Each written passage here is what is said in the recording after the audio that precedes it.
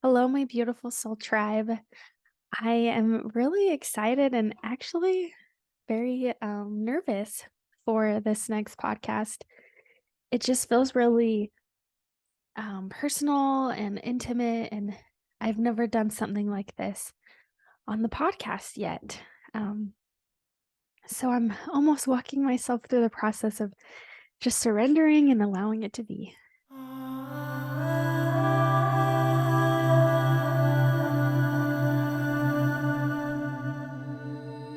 Are you searching? Are you looking for something new, something different? Are you being called to your ancestral roots? The Modern Sages podcast is a tribe of women that believe in exploring beyond the broken constructs of society. We believe in empowering women to embrace the medicine within, all with an open mind, baby.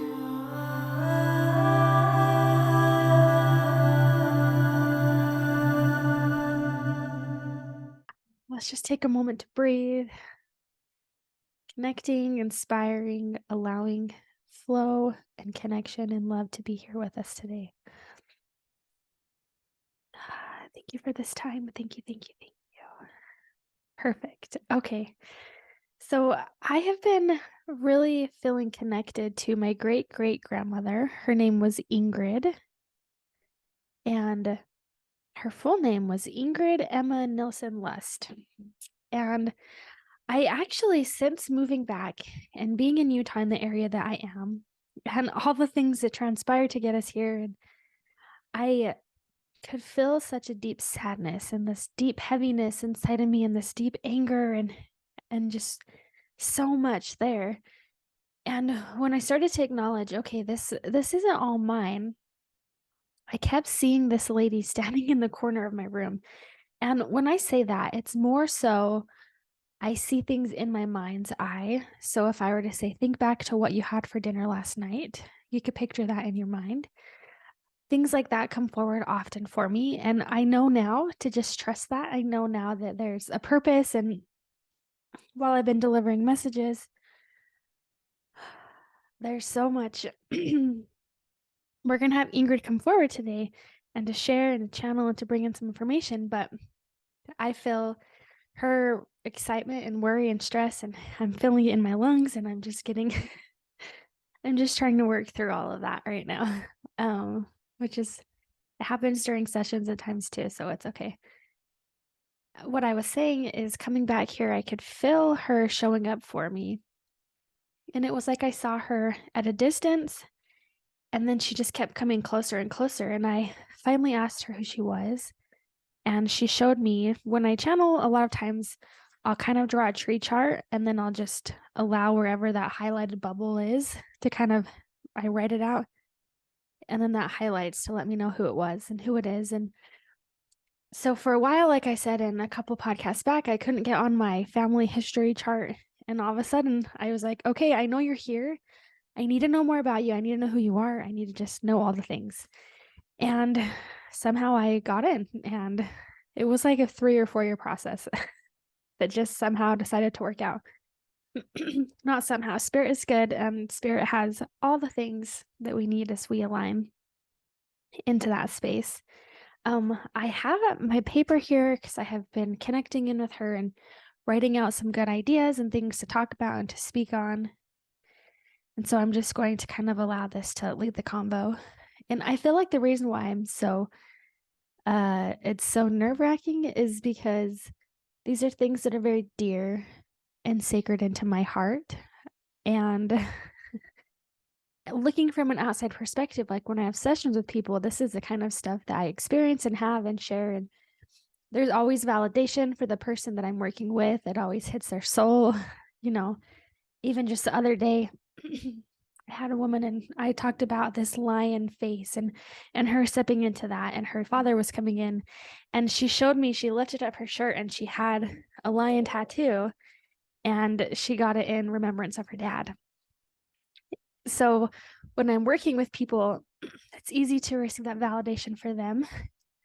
But when I'm opening it up for myself and just allowing whoever to hear, it kind of feels more vulnerable because it's also to some, it could be a foreign concept, something that's not fully understood, or so I'm just creating a bubble on this podcast that whoever is supposed to hear it will, and will make a difference. So moving back, when we came here back to Utah. So for those who haven't heard the podcast previously, two podcasts before, my husband got a really cool job opportunity with a company, and long story short, it didn't work out. There was a lot of betrayal, heaviness. There's just a lot of negative energy, a lot of instability, a lot of struggle, and I love living in the South. And as I've been sitting with my ancestors as well, most of them came from, not most, all of them came from either Denmark, Norway, Sweden. And in those areas, it's so green and so lush. And I love that about the South. I loved how green, I loved how lush. It just felt amazing. And it just felt like something inside of me was awakening. And it was like healing my heart in a way that I haven't felt before. And it was being out in the greenery and the nature. And when we got this job opportunity, we're like, okay, it would be stupid if we didn't, take up this offer and allow this to be with us for a few years, just to help set us up in a different way, because we are humans and we all have, the world, finances, getting stuff, having things that you need to survive in life. So anyhow, when we came back here, it just felt like part of my soul didn't come back with me. Like it felt like I was still grounded in the South and still wanting to be there. So coming back here, I felt like it was an amazing opportunity. And then we get here. And of course, being around family and friends is absolutely wonderful. I love it. And then there's also this part of me that has this longing and this deep despair of not being where my heart so desperately wants to be. And coming to a space where it didn't work out and it was a lot more of a disappointment in many ways than what I had anticipated. So this is just real and raw. And my throat was closing and my lungs are heavy and I'm just going to work through it. So if I'm clearing my throat, sorry. Welcome to the life of being a medium. And let's just keep going. So as I'm relaying this and as I'm expressing this woman, Ingrid, she just keeps coming closer and closer and closer to me. And finally I was like, okay, this is who she is. And I kind of just allowed her, when it was her timing, when she was ready, to be able to talk to me and to share with me and to connect in. And it wasn't until actually I have a friend, Jaden, who she's with Red Thread Holistic, but she was actually the first lady that I went to. I will always have a very tender space in my heart for her. When I started stepping into mediumship 6 or 7 years ago, I was at the dental office and I was going to college and I just knew that this wasn't what I was supposed to do. I reached out and had a Reiki session with her. And honestly, she was kind of the first person to help push me and to clear away any blocks and to just allow me to know that it's okay for me to step into that space that wasn't like family or close friends. And she worked with me. She did some clearing. She gave me some challenges of what to do and really pushed me and opened up the space that I could step into this. And so I always have such a tender space in my heart for her. And every now and then her and I will have a session with each other. And we had been wanting to set up a time for us to work with each other, and it just hasn't worked out in the past few months.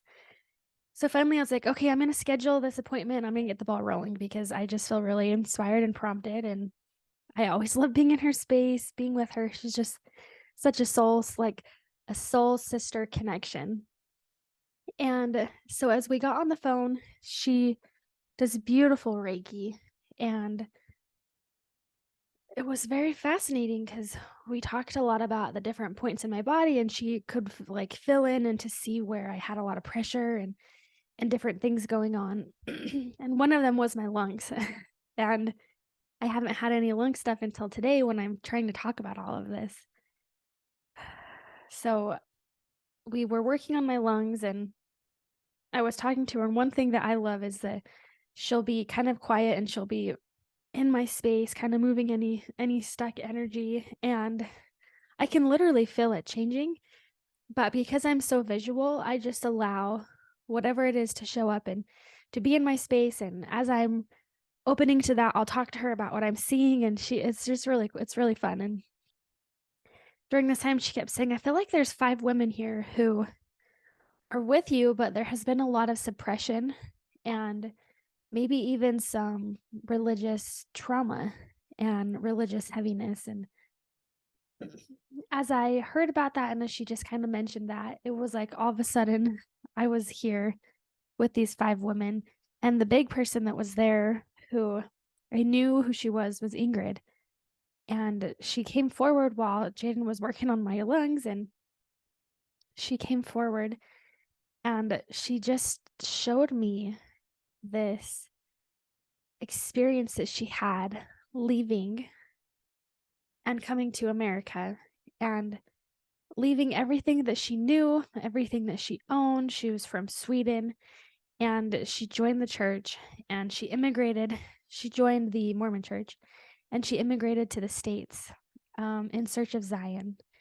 And as a way of deepening her connection to God and to Christ and to what she felt really inspired to do. And as she was there, so this is Ingrid, and I knew she was there. And then I had these other women who were standing by, and it was almost like when I came back here, all of a sudden I was bomb guarded in their space, and it was like they were connected to me, connected right in front of me, right by me. And then we called upon archangels to kind of help assist them because a lot of times, and this will be a whole nother podcast all in of itself, but a lot of times when we have connection or when we have an ancestor or a spirit connected to us, there's part of us that feels like we have to be the one to push it away. We have to be the one to move them or help them cross over, or we have to be the one doing that when in reality, it's not about us. We might just be a bypass of or a connection piece for them, but really it's all about connecting to our archangels, God, Christ, whoever you want to call upon, and have those ascended masters, those angels to help assist them, because that's not our job. That's not what we're here to do. And that will be another podcast. I'm really excited about that. When I worked with some teenagers, I did a Gifts of Spirit class, and when you're a teenager and a kid, it's easy to pick up on all kinds of stuff. And so I kind of walked them through journeys of like helping them disattach and have a glass wall. And anyways, I'll have to talk about that in another podcast. Ingrid's like, you're digressing. I'm like, I'm sorry. Okay, I won't. I will stick the path, I promise. So as we called upon these archangels, it was like all of a sudden I could see them moving back. And instead of them being right here in my face, it was as if I could see them in the distance. And part of me felt like, oh, Ingrid, like, I know we still have connection. We still have stuff to do. If you are moving away, are you going to be gone? Like, I had that thought. And it was like I could see the archangels working on them and helping them and like removing the attachment that it had on me, that it had on myself and on my heart and and honestly on my lungs.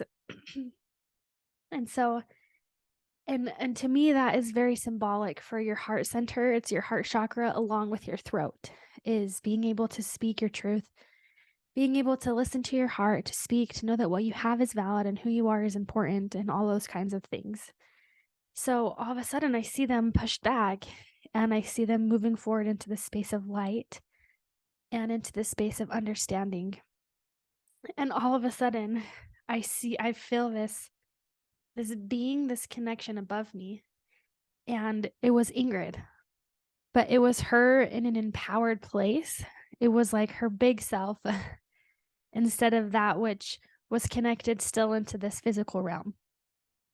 And I could feel her and see her, and I could see her running and dancing and moving and her singing. And I saw her like picking flowers and honeysuckle and like using a mortar, using like grinding up herbs and doing all those kinds of things that were part of who she innately was. And I could just feel a sense of home with her. And I absolutely loved that. I felt so excited and so accepted, and it just felt so much more at peace. And as I was talking to Jaden about it, she just talked about how she's like, I just feel like there's something with suppression and disappointment and letdown and betrayal and heaviness and all these things. And I want to do a side note here is I don't think that I don't want it to come across as like I'm bashing anybody's beliefs or religious or anything like that. I'm just sharing the experience that was coming in. And as I sat with her, it just felt like there was this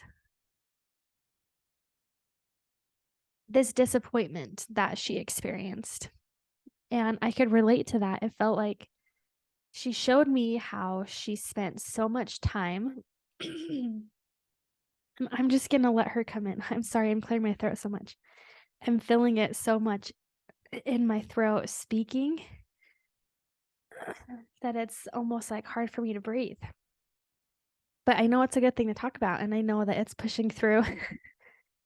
Sometimes when we're afraid of what other people will think, or we're afraid of hurting somebody or sharing something, it can cause blocks in our body. And I'm feeling that on my throat today.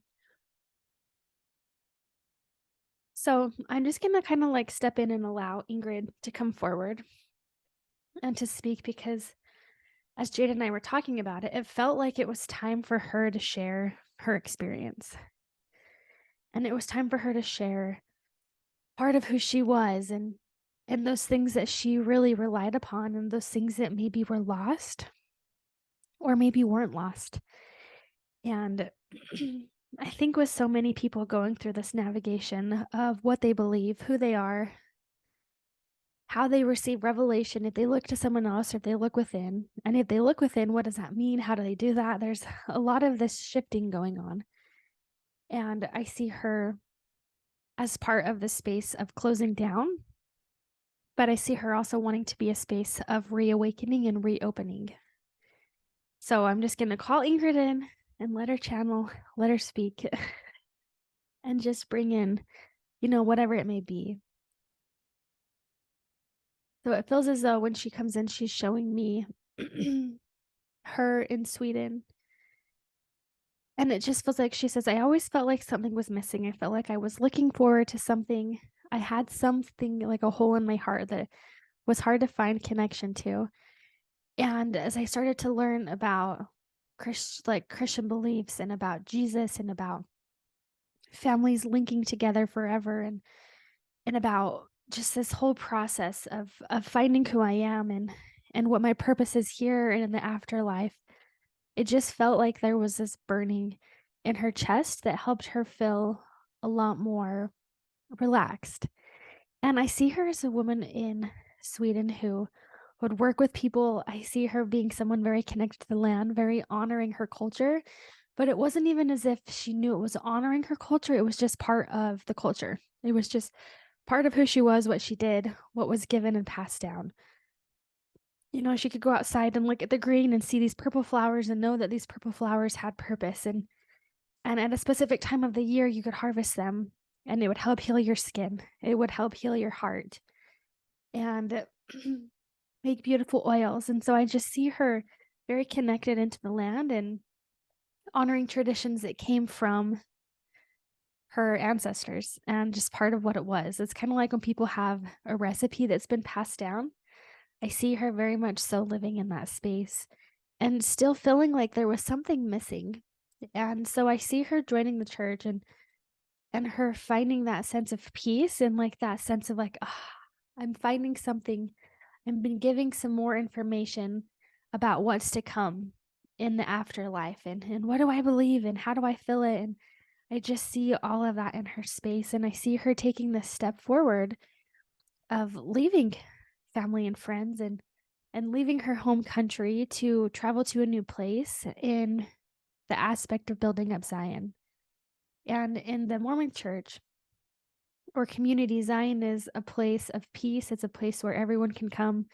All the family is like connected. They're have this connection to God and to the religion and to Christ, and everyone has the same beliefs and is acting in harmony. It's just a space of like where everyone can become one. And a lot of times in the church building up to this point, it was all about building Zion and bringing people together and creating this community of those who had the same belief system, who were there to connect to God, who were there to really build up Zion and create heaven on earth. And it felt like she was really called into that space. And I see her saying that she knew it would be a sacrifice, but it almost feels like she didn't know how much of a sacrifice that it would be for her. And leaving family and friends was something that she had prepared for. But I also see her saying that she had not prepared for what was to come. And as she traveled, she ended up in Utah. And it almost feels like when you come from a place with such greenery, where everything grows so natural and you're one with the land, you just have these cultures and these customs that don't seem to be different. You can get fresh water from the rivers. Like there's so many different aspects that she had not prepared to leave behind because it just was something that was just part of everything. And I see her coming to Utah and it being dry and not green and more of a desert feel and not having the lush forest and the rivers and things could just not grow as naturally.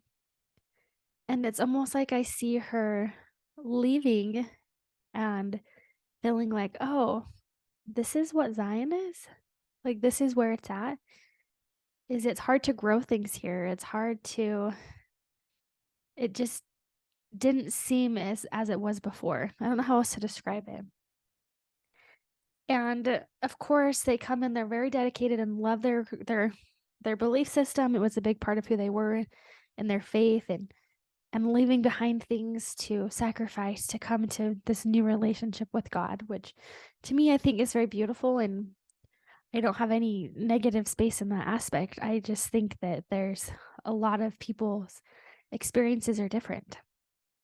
And I see her coming and kind of feeling disappointed. And as a community in that time, too, she says it was like everyone was given specific roles that we were to build up the community, and everyone had a pitch in. Everyone was building up this space. So if you came from the past, like where you came from before, if you were a shoemaker, you were a shoemaker. Or if you were really good at woodworking, that was your trade. And that was your part in the community, is you would give that trade to other people. And that would be what your experience was and who you were and how it would show up. And I just see her coming into that space and seeing all of that, as well as being like really honored to be able to step in and to help build the community around her and to serve people. But I also feel like there was this deep sadness of lack of culture and the things that she naturally had taken advantage of weren't there. She didn't have the opportunity to go out and see those purple flowers growing on the ground that she knew at a certain time of the year she could harvest. She didn't have that fresh water right away. She didn't have the same grains to make bread and to make biscuits, and it was completely different. So it was almost as if she left behind family and friends, and she left behind everything and every culture, every plant that she knew about to come to this new place. And even though she felt like her spirit was receiving guidance, it felt like there was a great loss that she also experienced. And she didn't have money to go back because she spent everything she had to get to this point. And it was almost like, okay, well, I'm just here to make the very most of it. And I'm here to bring guidance and support and try to build up this community and to build up Zion, even if there's a lot of disappointment. And the reason why I can relate to that so much is because I felt the same way. Coming back, I'm like, gosh, where's the greenery? Where's the humidity? Where's the lush feeling? And of course, we came back when it was snowing in the thick of it. And I knew that coming back, but I could just feel this deep sadness of, did I give up everything everything for thousands of years that was in me to come back? And it feels like that's her words, is like, what was the point of that? And feeling disappointed, but also still feeling very connected to her own guidance. And then in that space too, that was when a lot of leadership came in and said, hey, you know, you need to also pay tithing, you need to do this, you need to do that. There was a lot of like, to build up the community, and this is what a lot of people who don't understand is like, to build up how it is today, there was a lot of sacrifice. And I wouldn't say slave labor, because I just feel like that's not right, but there was a lot of labor required to earn your parcel of land or to earn the food that they gave you, because they were providing everything for you until you could get your land going. And then you might have a garden, but yet having a garden here and having a garden in Sweden is completely different. It's not even comparable. The soil here, what can grow, how you grow it, like it was completely different. And so coming from a space of just understanding and this intuition, this ancestral connection, and then just being dropped into this desert, you could imagine it being very disheartening and very lonely.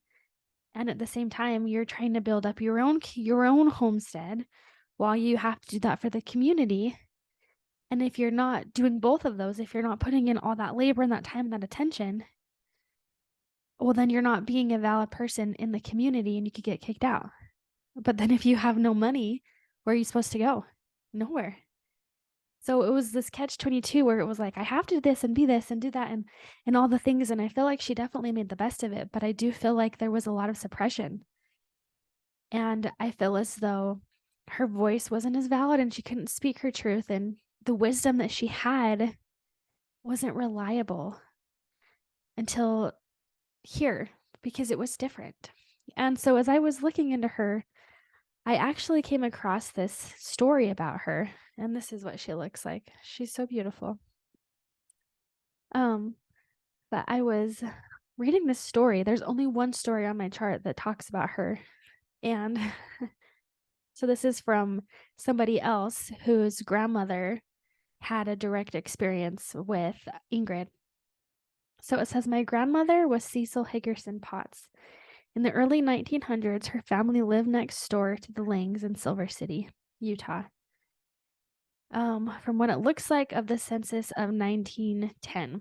Anyway, when my grandmother was a young girl, perhaps 5 or so, around 1903, she contracted scarlet fever. Her younger brother had died of disease when he was 2, so the parents were frantic.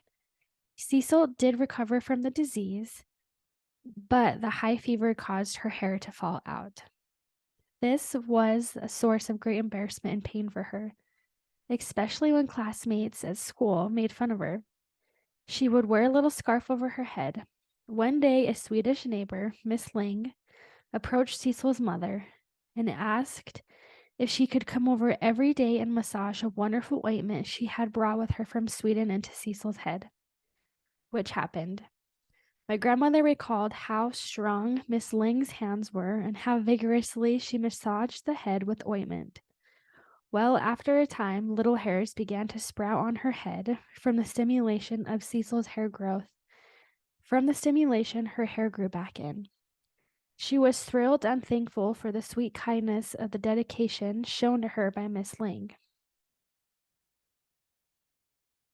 I just am like feeling that and hearing that just brings these chills into my body.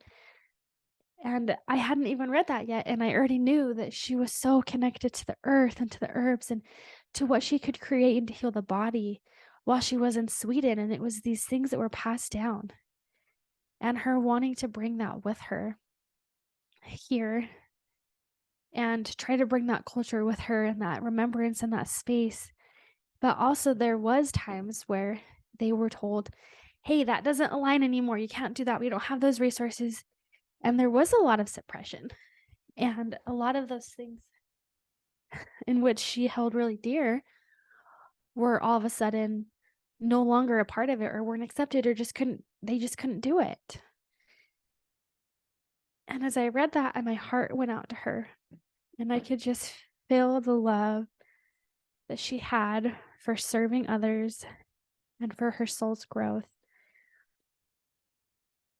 And I just see her coming in and standing and saying how proud she is of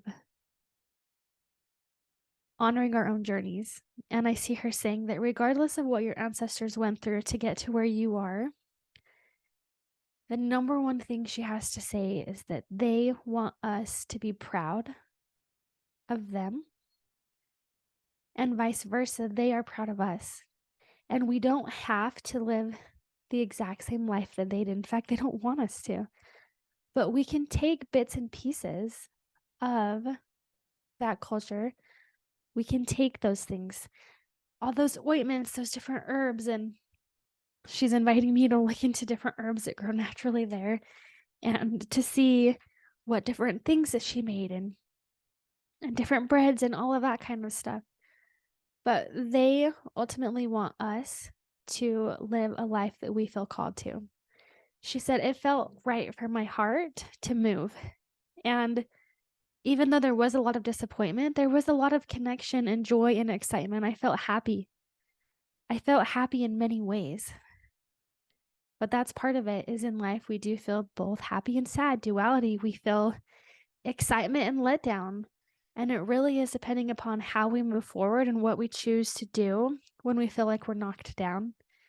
And I just see her saying, please, please, please don't let the past ancestors of what they gave up and what they sacrificed for to stop you from living your own truth and to open up your heart and your mind and your voice to share that wisdom.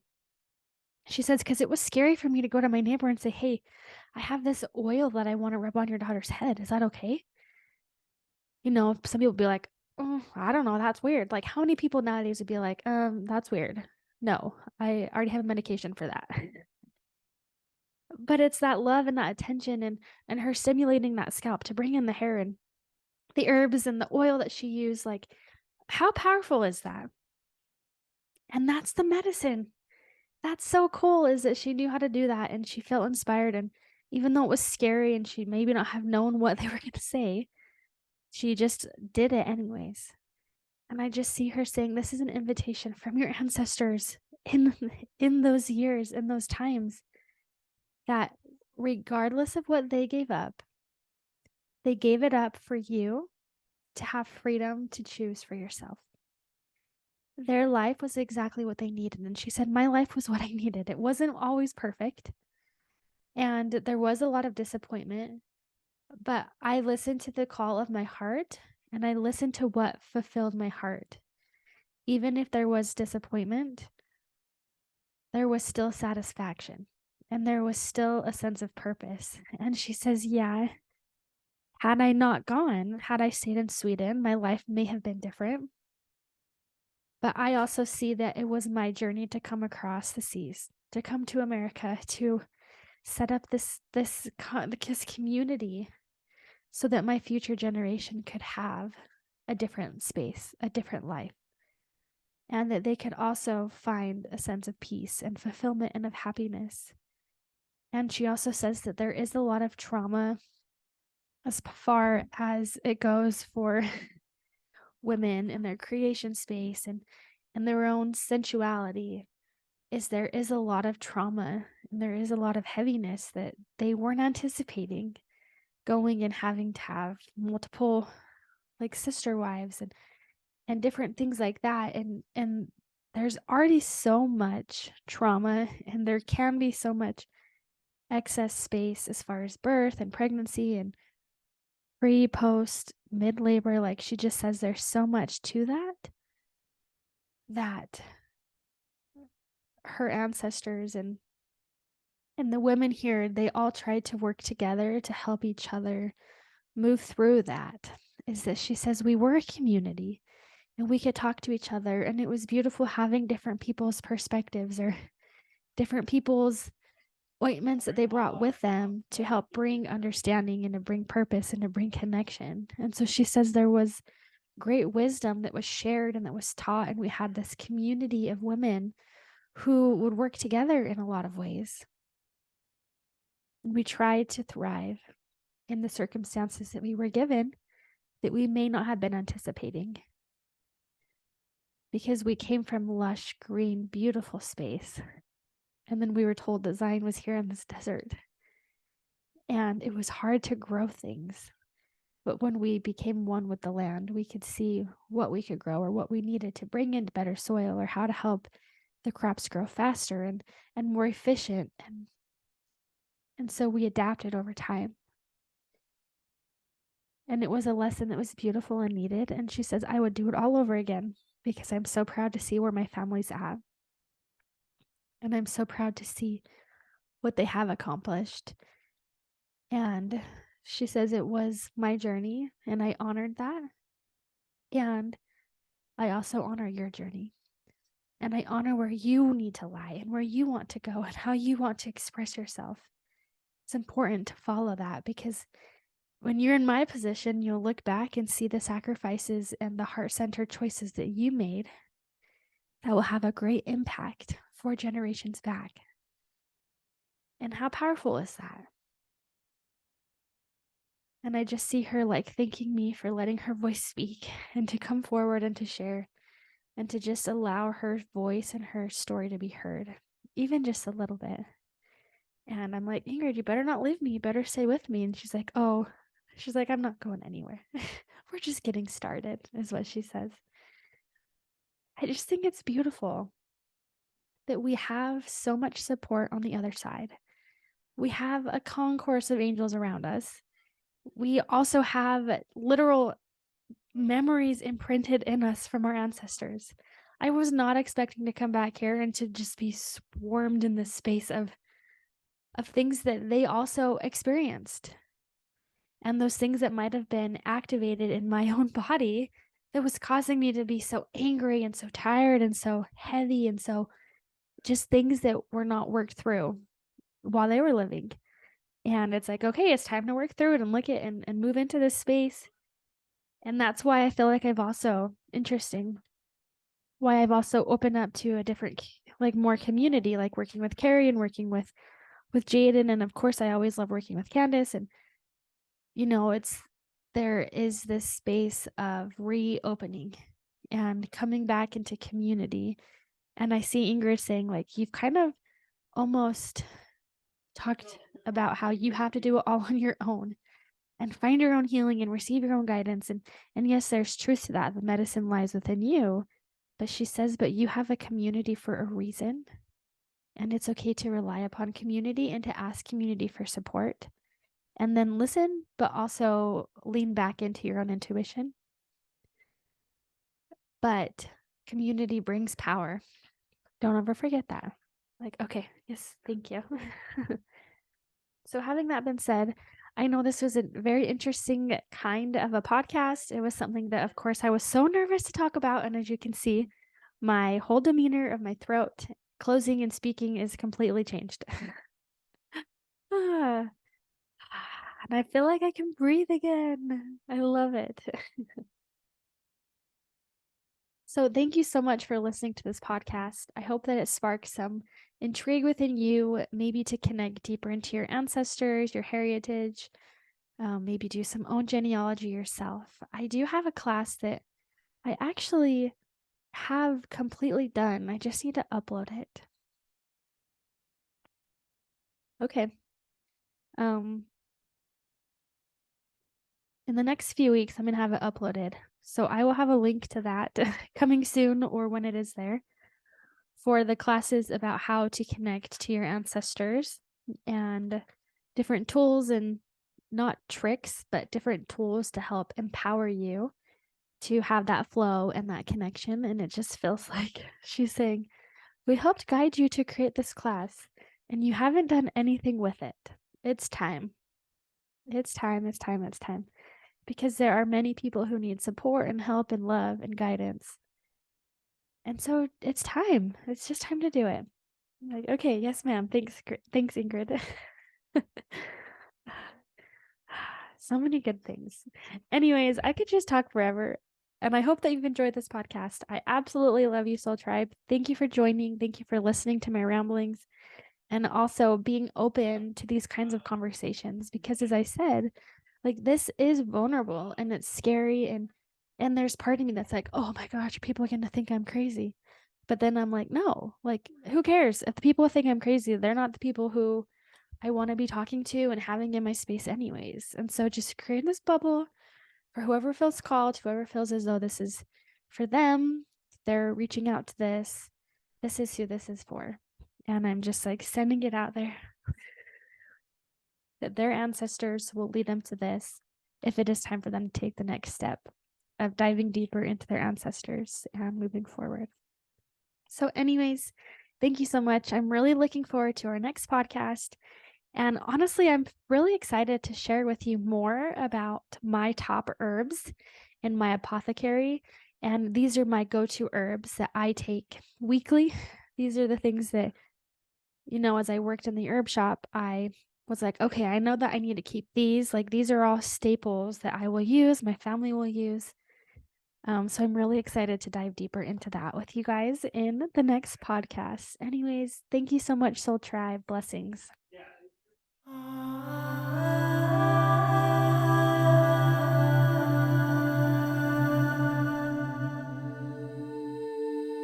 Do you feel called to connect to your medicine within? Have you wanted to strengthen your spiritual gifts?